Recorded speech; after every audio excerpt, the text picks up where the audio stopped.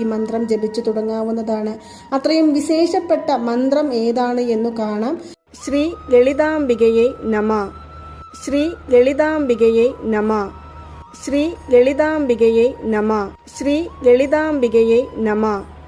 ഈ ഒറ്റവരി നാമം മാത്രം മതി. ലളിതാ സഹസ്രനാമം പൂർണ്ണമായും വായിച്ചതിൻ്റെ ഫലങ്ങൾ നമ്മളെ തേടി വരുന്നതായിരിക്കും. നിത്യവും നമ്മൾ ചൊല്ലുമ്പോൾ ദേവി നമുക്ക് അനുഗ്രഹം തന്ന് നമ്മളെ ചേർത്ത് പിടിക്കുന്നതായിരിക്കും. നമ്മുടെ കഷ്ടപ്പാടുകളിലും ദുഃഖങ്ങളിലും ദുരിതങ്ങളിലുമെല്ലാം അതെല്ലാം താങ്ങുവാനുള്ള ശക്തി തന്ന് നമ്മളെ അനുഗ്രഹിക്കുന്നതായിരിക്കും.